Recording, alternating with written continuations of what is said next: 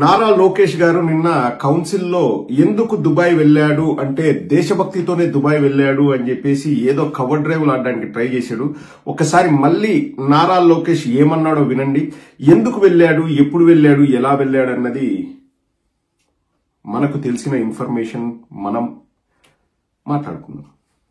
అధ్యక్ష, India Pakistan match జరుగుతుంది అధ్యక్ష. ఉంటుంది కదా అధ్యక్ష, కొంచెం దేశభక్తి వెళ్ళాలని కోరుకుంటుంది కదా. నేను వెళ్ళాను అధ్యక్ష, ఇండియా పాకిస్తాన్ మ్యాచ్ కి వెళ్ళాను. దుబాయ్ లో నిర్వహించాను. నేను వెళ్ళాను, కూర్చున్నా. ఇండియా కోసం నేను పెద్ద ఎత్తున నినాదాలు చేశాను అధ్యక్ష. నినాదాలు అది కూడా ఎగతాలు చేశాను అధ్యక్ష. నేను అక్కడికి వెళ్ళాను. నేను చెప్తున్నాను, ఐసీసీ చైర్మన్ గా మేము కలిసాను. ఓకే, అహ్మదాబాద్ తర్వాత అతిపెద్ద స్టేడియం భారతదేశం మళ్ళీ కడదాం, అమరావతిలో కడదాం ఆ స్టేడియం అని నేను రిక్వెస్ట్ చేశాను. దానికైనా సహకరించాను, ఒప్పుకున్నాను. మీరు డూ ఇట్ టుగెదర్ అని ఆయన సార్ నాకు ఎక్స్ప్లెయిన్ చేశారు. ఎట్లా అహ్మదాబాద్ స్టేడియం కట్టారు, ఎంత ఖర్చు పెట్టారు, అది కేవలం క్రికెట్ కే కాకుండా ఇతర యాక్టివిటీస్ కి ఎలా వాడుతున్నారు కూడా నేను ఎక్స్ప్లెయిన్ చేశారు అధ్యక్ష. అంటే మల్టీ పర్పస్ ఉండాలి, మీరు ఆలోచించండి, అట్లా పెట్టండి అని చెప్పారు. అది నేను చేశాను అధ్యక్ష. చిత్తశుద్ధి ఉంది, నేను నేర్చుకున్నాను. దుబాయ్ క్రికెట్ చిన్న స్టేడియం అయినా వాళ్ళు ఎట్లా మేనేజ్ చేస్తున్నారు, స్కీటింగ్ ఎలా ఉంది, క్వాలిటీ ఎలా ఉంది అన్ని నేను చూశాను అధ్యక్ష. చూసొచ్చు. స్పోర్ట్స్ కట్టుబడి స్పోర్ట్స్ సిటీలో అమరావతిలో స్పోర్ట్స్ సిటీ అనేది అనివార్యం వస్తుంది. ఎంత దౌర్భాగ్యం అంటే ఆంధ్ర రాష్ట్ర ప్రజలు అంత గొర్రెలు అనుకుంటున్నాడు ఈ నారా లోకేష్. అంటే ఆంధ్ర రాష్ట్ర ప్రజల్ని ఎలా ఏమార్చొచ్చు, పోయింది నువ్వు మ్యాచ్ చూసి ఎంజాయ్ చేయడానికి పోయి దాన్ని ఎలా తిప్పి కొట్టొచ్చు, ఎలా దాన్ని టర్న్ చేసి మళ్ళా ఏదో దేశభక్తి కోసము లేకపోతే అమరావతి కోసమని ఎలా చెప్పొచ్చు అన్నది చెప్తున్నాడు. ఇప్పుడు నిన్న మనం వీడియో చేసిన తర్వాత మనకు ఇన్ఫర్మేషన్ వచ్చిందండి. దాని ప్రకారం నారా లోకేష్ గారిని కొన్ని ప్రశ్నలు అడుగుతాను, అవునో కాదో సమాధానం చెప్పాల్సిన బాధ్యత నారా లోకేష్ పైన ఉంది.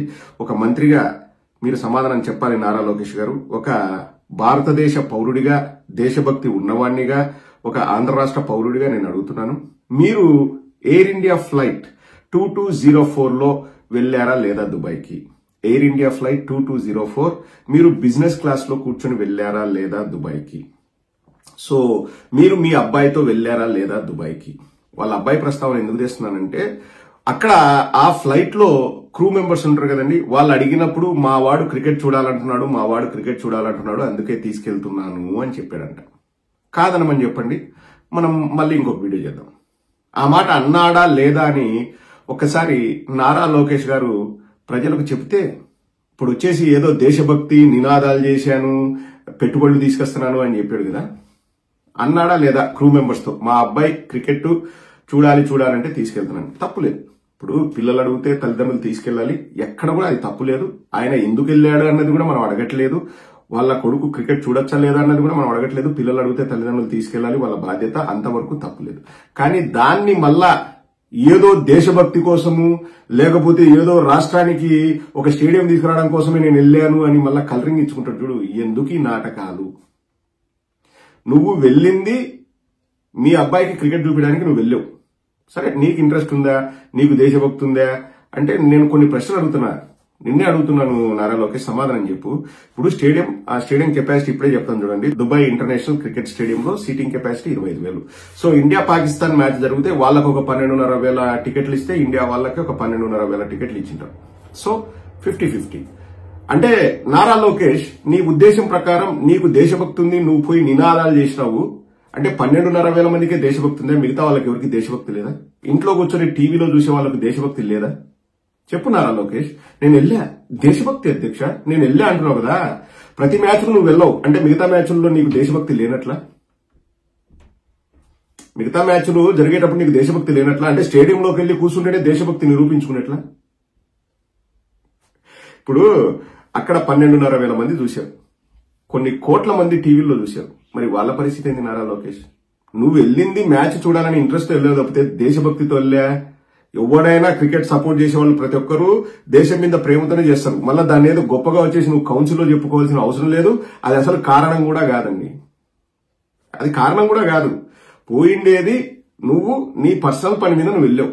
ఇక రెండవది, నారా లోకేష్ గారు జైషా గారి పక్కన కూర్చోనే లేదు.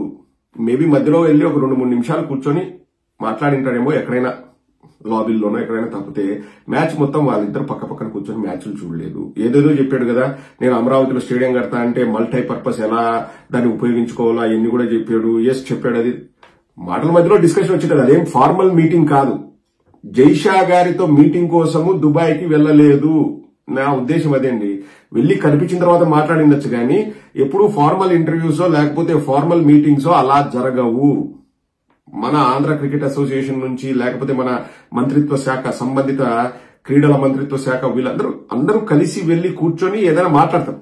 ఒక రిప్రజెంటేషన్ ఇవ్వాలి అంటే ఊరికే వెళ్లి సరదాగా క్రికెట్ చూస్తూ నేను స్టేడియం పెడతా అంటే జైషా నువ్వు పెట్టు నేను డబ్బులు ఇస్తా అంటాడా? అంతకంటే బూత్ ఇంకోటి ఉండదు. పైగా జైషా గారి పక్కన కూర్చొని అయితే ఈయన చూడలేదు. ఎందుకంటే నారా లోకేష్ కు అతి సమీపంలో కూర్చొని మ్యాచ్ చూసిన వ్యక్తే మనకు మ్యాటర్ చెప్పారు.